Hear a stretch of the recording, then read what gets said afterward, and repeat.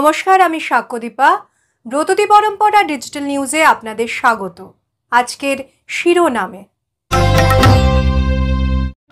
রেস্তোরাঁর রেসে 22 বছরের সফল যাত্রা স্পাইসেস অ্যান্ড সসেসের। ভোটের বাংলায় ঝড়, কেমন হয়েছে মালায়ালাম সিনেমা মঞ্জুমল বয়েস?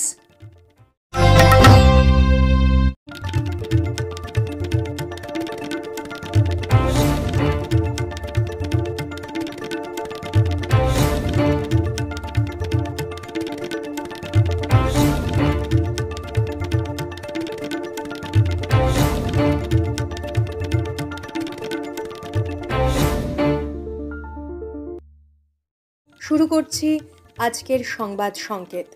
গঙ্গার নিচের সুড়ঙ্গ দিয়ে মেট্রোর চলা নিয়ে আজও শহরবাসীর কৌতূহল তুঙ্গে। এবার এই সফরের একটি সচল 3D মডেল ঠাঁই পেল বিড়লা ইন্ডাস্ট্রিয়াল অ্যান্ড টেকনোলজিক্যাল মিউজিয়ামে। এই সরকারি সংগ্রহশালাটির পরিবহন সংক্রান্ত গ্যালারিতে আদিম যুগের চাকা আবিষ্কার থেকে আধুনিক যুগের পরিবহন ব্যবস্থার বিভিন্ন মডেল তুলে ধরা হয়েছে। সম্প্রতি এটি খুলে দেওয়া হয়েছে জনসাধারণের জন্য।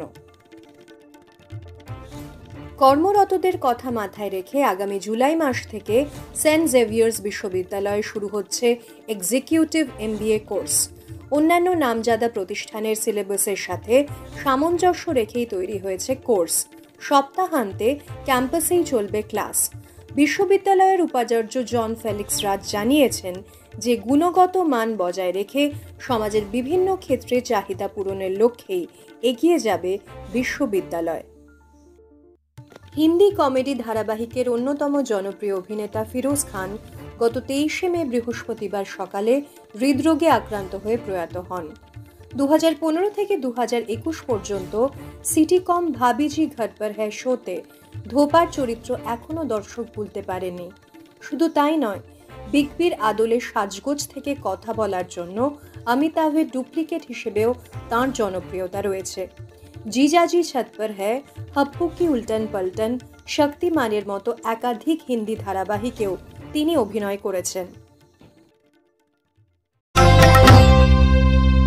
22 বছর আগে গোলপার্কে স্পাইসেস অ্যান্ড সসেস রেস্তোরাঁর উদ্যোগ শুরু করে আজ তিনি শহরের আরও কয়েকটি রেস্তোরাঁ ও ক্যাটারিং চেনের সর্বময় কর্ত্রী।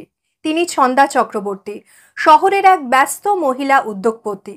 দেশি বিদেশি কুইজিন থেকে বাঙালি পদ, খাদ্যরসিকদের মন জুগিয়ে তাঁর রেস্তোরাঁ নতুন নতুন সফলতা অর্জন করেছে, যা এই প্রতিযোগিতার বাজারে এক প্রকার দুঃসাধ্য। এভাবেই নানা বাধা পেরিয়ে 22 বছরের রেস্তোরাঁ ব্যবসায় নিজের পরিশ্রম ও জয়ের কথা শোনালেন ছন্দা চক্রবর্তী। 2002 থেকেই আমাদের এই রেস্টুরেন্টের স্টার্টিং হয়। তারপর সেখান থেকে আমরা আস্তে আস্তে আস্তে আস্তে নিজেদেরকে তৈরি করছিলাম। তৈরি করতে করতে আমরা চলে যাই হোচিমিন সরণিতে ICCR বিল্ডিংয়ে যে ক্যাফেটা আছে সেটার দেখাশোনার একটা দায়িত্ব পাই। সেখান থেকে আমরা চলে যাই আবার সল্টলেকে, আরেকটা ব্রাঞ্চ আমাদের হয়। সেই সল্টলেকের ব্রাঞ্চটার নাম অসম। এটার পেছনে একটা কারণ আছে, কারণ আশেপাশে অনেক আমাদের এই রেস্টুরেন্ট স্পাইসেস অ্যান্ড সসেসের নামের সঙ্গে মেলা অনেক রেস্টুরেন্ট ছিল। সেই জন্য আমরা নামটা চেঞ্জ করতে, what is in a name, সেই ভেবে আমাদের নামটাকে চেঞ্জ করতে তখন বাধ্য হয়েছিলাম, অসম নাম রেখেছিলাম।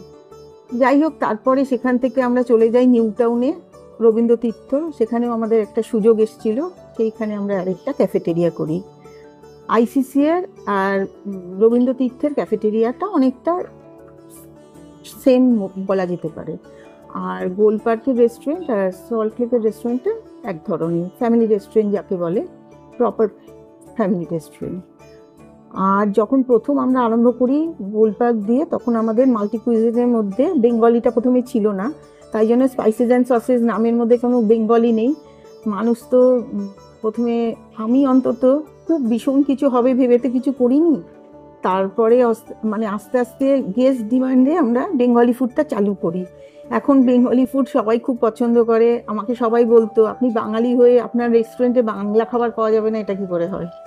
রেস্টুরেন্ট করতে এসে আমি যা পেয়েছি, আমি তো বাড়ির লোকের সাহচর্য যদি না পেতাম, আমার বাবা, আমার দিদি, তারা যেরকমভাবে আমাকে হেল্প করেছে তৈরি করবার সময়, তো একটা ধরো একটা মনিটারি হেল্প লাগে না, মানে তুমি কিছু করবে যখন, একটা বিজনেস করতে গেলে একটা ক্যাপিটাল লাগে, সেটার জন্য তোমার নিশ্চয়ই কেউ না কেউ তোমাকে, হয় ব্যাংক নয় তোমার কেউ না ফিনান্স, কাউকে না কাউকে তো সাপোর্ট তোমাকে নিতেই হবে, নয়তো তুমি সেটা করতে পারবে না। তুমি একটা করার পর সেটাকে বাড়াতে পারো, সেদিক দিয়ে তো আমার বাবা হচ্ছেন আমার সব প্যাম্পারিংয়ে উনি আমাকে হেল্প করেছেন, সেই জন্য আজকে আমি তোমার সঙ্গে কথা বলতে পারছি। তারপরে হচ্ছে আমার দিদি আমাকে প্রচণ্ড ইন্সপায়ার করেছে, বিশেষ করে ওর ধারণা ছিল যে মানে আমি হয়তো একটু বেশি ভালো রান্না করি, হ্যাঁ, সেই জন্য রান্না মানে কুকিং নিয়ে আমি যদি কিছু করি সেটাই আমি সাকসেস পাবোই।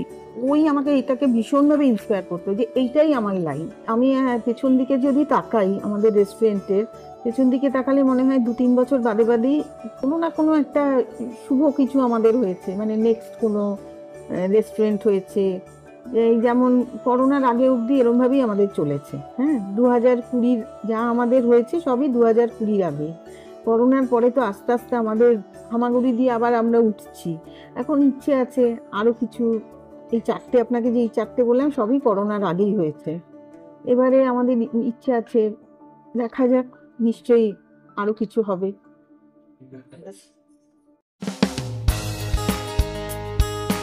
ব্রততী পরম্পরা ও কাব্যায়নের বিভিন্ন শাখায় অফলাইন ও অনলাইন আবৃত্তি প্রশিক্ষণের জন্য ভর্তি চলছে।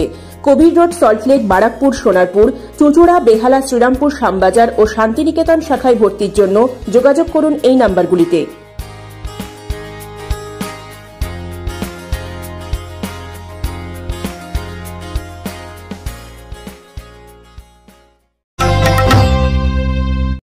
একদিকে ভারতের অষ্টাদশ লোকসভা নির্বাচনের ষষ্ঠ পর্বে পশ্চিমবঙ্গের 8টি আসনে ভোট, অন্যদিকে ঘূর্ণিঝড় রেমালের চোখ রাঙানি। বঙ্গ প্রশাসন ও নির্বাচন কমিশনের একেবারে ত্রাহি মধুসূদন অবস্থা। ঝড় বৃষ্টির মুখে কেমন হলো গতকালের নির্বাচন, ঝড়ের প্রভাবই বা কেমন পড়ছে পশ্চিমবঙ্গে, জানালেন আমাদের প্রতিনিধি। ভোটের দুদিন আগে পিটিয়ে হত্যা, ভোটের দিন প্রার্থীদের ঘিরে ধরে স্লোগান, কোথাও আবার প্রার্থীকে ইট বৃষ্টি, কেন্দ্রীয় বাহিনীর জওয়ানের মাথা ফাটা, কোনো কিছুই বাদ গেল না পশ্চিমবঙ্গের ষষ্ঠ দফার লোকসভা নির্বাচনে। গতকাল শনিবার ভোট শুরুর আগে চিন্তা ছিল আবহাওয়া, কিন্তু সে গতকাল অবধি অতটা না ভোগালেও বাদ সাধল পশ্চিমবঙ্গের রাজনৈতিক সংস্কৃতি। গোটা দেশের নির্বাচনে যেখানে গন্ডগোলের খবর প্রায় নেই, সেখানে পশ্চিমবঙ্গে ভোট যত এগোচ্ছে হানাহানি ও অশান্তির সংখ্যা বেড়েই চলেছে। মানুষের রুটি রুজি, শিক্ষা, স্বাস্থ্য, পরিবেশ রক্ষা ইত্যাদি অত্যন্ত প্রয়োজনীয় বিষয়গুলি চলে যাচ্ছে পিছনের সারিতে। হাতে থাকছে শুধুই পেন্সিল, আর যা দিয়ে লেখা হচ্ছে বিভেদ আর হিংসার কাহিনী। এর শেষ কোথায় কে জানে।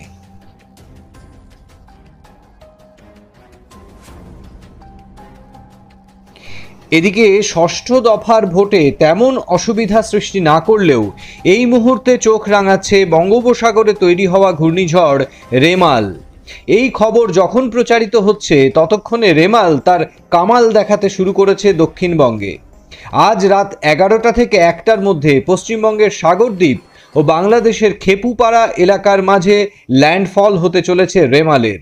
বাতাস বইবে ঘন্টায় 110 থেকে 120 কিলোমিটার পর্যন্ত বেগে, যা মাঝে মধ্যে উঠে যেতে পারে 135 কিলোমিটার পর্যন্ত। কলকাতায় এর মাঝেই যথেষ্ট ঝোড়ো হাওয়া বইছে, বৃষ্টিও নেমেছে। আর একটু রাত বাড়লে এর তীব্রতা হবে ঘন্টায় 70 থেকে 90 কিলোমিটার পর্যন্ত। সমুদ্রে জলের উচ্চতা উঠতে পারে 1 মিটার অবধি। সোমবার পর্যন্ত মৎস্যজীবীদের সমুদ্রে যেতে নিষেধ করা হয়েছে। রাজ্য প্রশাসন ও এনডিআরএফ তৈরি আছে, খোলা হয়েছে কন্ট্রোল রুম। আয়লা, আমফান ইত্যাদির কথা মাথায় রেখে তৈরি হচ্ছেন সবাই। আজ দুপুর 12টা থেকে আগামীকাল দুপুর পর্যন্ত কলকাতা বিমানবন্দরে সব ধরনের উড়ান বাতিল করা হয়েছে। আজ রাত 11টা থেকে আগামীকাল অর্থাৎ সোমবার পর্যন্ত বাতিল থাকছে দক্ষিণ 24 পরগনাগামী প্রায় সমস্ত ট্রেন। দক্ষিণ 24 পরগনার কাকদ্বীপ ও সংলগ্ন এলাকায় আজ সকাল থেকেই শুরু হয়ে গেছে বৃষ্টি, সাথে হালকা ঝড়। এই মুহূর্তে আপনারা স্ক্রিনে দেখছেন তারই কিছু ছবি। বেলা বাড়ার সাথে সাথে বেড়েছে ঝড়ের তীব্রতা। আবারও সব হারানোর আশঙ্কায় ভুগছেন গরিব ও প্রান্তিক মানুষজন।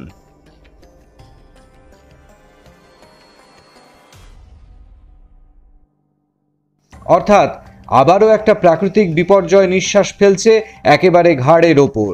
পরিবেশের বিষয়ে কবে সতর্ক হবে মানুষ, প্রশ্ন থেকেই যাচ্ছে।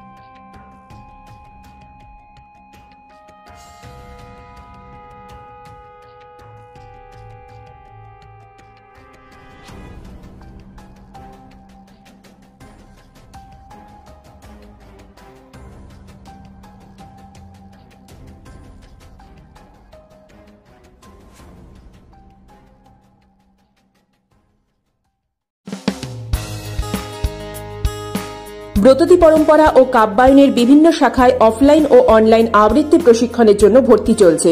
কবির রোড, সল্টলেক, বারাকপুর, সোনারপুর, চুঁচুড়া, বেহালা, শ্রীরামপুর, শ্যামবাজার ও শান্তিনিকেতন শাখায় ভর্তির জন্য যোগাযোগ করুন এই নাম্বারগুলিতে।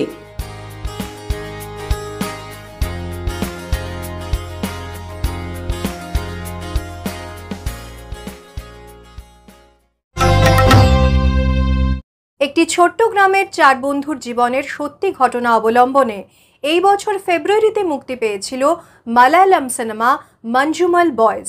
চিদাম্বরম পরিচালিত এই সিনেমাটি কেমন হয়েছে, গল্পের সঙ্গে দর্শক কতটা একাত্ম হতে পেরেছেন, জানবো আজকের মুভি রিভিউ পর্বে।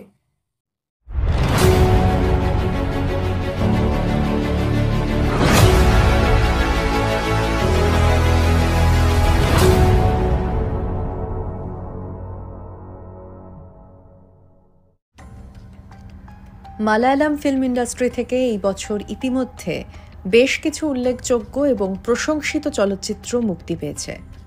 এর মধ্যে মঞ্জুমাল বয়েজ একটি বিশেষ ব্যতিক্রমী এবং অনন্য থিয়েট্রিক্যাল স্বাদ দর্শককে দিতে পেরেছে। প্রতিভাবান চলচ্চিত্র নির্মাতা চিদাম্বরম এই ছবিতে বন্ধুত্ব এবং বন্ধনের একটা এমন আবেগপ্রবণ কাহিনী বুনেছেন যা দর্শকদের হৃদয়ে গভীরভাবে স্পর্শ করেছে।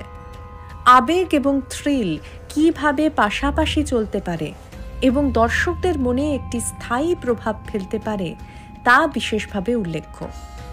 কোচির একটি আর্ট ক্লাবের একদল বন্ধু ওনামের ছুটিতে তামিলনাড়ুর কোডাইকানালে বেড়াতে রওনা দেয়। তারা কোডাইকানাল যাওয়ার আগে এক বন্ধুর কাছে গুনা গুহা সম্পর্কে শোনে এবং এই গুহায় 1991 সালে মুক্তিপ্রাপ্ত গুনা সিনেমার শুটিংয়ের কথা শুনে এক উত্তেজনা অনুভব করে। যদিও এই গুহা বিপদসংকুল, তবু তরুণ ছেলের দল বিপদ ও নিষেধ উপেক্ষা করে নতুন একটা জায়গা খোঁজের নেশায় পড়ে যায়। দলের একজন যখন একটি গভীর গর্তে পড়ে যায়, সেখান থেকেই গল্পের মোড় ঘোরে। এই সিনেমা প্রমাণ করে যে একটি চলচ্চিত্রের সাফল্য কেবলমাত্র সুপরিচিত অভিনেতাদের উপস্থিতির উপর নির্ভর করে না, বরং লেখার মান এবং প্রতিভাবান অভিনেতাদের অভিনয়ের উপর নির্ভর করে, যা পর্দায় একটি স্ক্রিপ্টের সঠিক মূল্য দিতেও গুরুত্বপূর্ণ ভূমিকা পালন করে। এই চলচ্চিত্রে কাস্টিং নির্ভুল এবং প্রত্যেক অভিনেতার অসাধারণ পারফরমেন্স নিশ্চিত করেছে যে ঘটনাটি যতটা উত্তেজক ততটাই উত্তেজনা পর্দা থেকে দর্শক আসন পর্যন্ত পৌঁছায়। সৌবিন শাহিরের আবারও একটি পারফরমেন্স অসাধারণত্বের দাবি রাখে। শ্রীনাথ ভাসির চরিত্রটি ছিল শারীরিকভাবে একটি চ্যালেঞ্জিং চরিত্র, যা অভিনেতা নিখুঁতভাবে ফুটিয়ে তুলেছেন। অন্যান্য অভিনেতারা হয়তো তেমন সুপরিচিত নন, কিন্তু তাদের অনস্ক্রিন কেমিস্ট্রি উল্লেখযোগ্য এবং দর্শকদের কাছে বন্ধুত্বের সারমর্ম কী হতে পারে তা পৌঁছে দিয়েছে দক্ষ অভিনয় ক্ষমতায়। শুরুতে হালকা ছলে দেখানো টাগ অফ ওয়ার দৃশ্যটি কিভাবে ক্লাইম্যাক্সে একটি অত্যন্ত গুরুত্বপূর্ণ এবং জীবন মরণের দৃশ্যে পরিণত হল, তাতে চিত্রনাট্য ও পরিচালনার তারিফ করতেই হয়। শাজু খালিদের সিনেমাটোগ্রাফি সত্যিই উল্লেখযোগ্য। কোড়িকানালের ওয়াইড অ্যাঙ্গেল শটগুলি, রহস্যময় গুহার অভ্যন্তরের অন্ধকার গর্তের লো অ্যাঙ্গেল শট এবং প্রধান অভিনেতাদের আবেগপ্রবণ অভিব্যক্তি ক্যাপচার করার জন্য ক্লোজ আপ শট বিশেষভাবে উল্লেখ্য। সিনেমার আর্ট বিভাগ চলচ্চিত্রের দ্বিতীয়ার্ধের সেটগুলি নির্মাণে অসাধারণ দক্ষতা প্রদর্শন করেছে। কোন জায়গাগুলো আসল এবং কোনগুলো নকল তা বলা কঠিন ছিল। সঙ্গীত পরিচালক সুশীন শ্যামও এই সিনেমায় একটি যোগ্য অবদান রেখেছেন। সর্বোপরি বলাই যায়, মঞ্জুমাল বয়েজ হয়তো এই বছরের সবচেয়ে মর্মস্পর্শী এবং তীব্র সার্ভাইভাল থ্রিলার ধর্মী সিনেমা।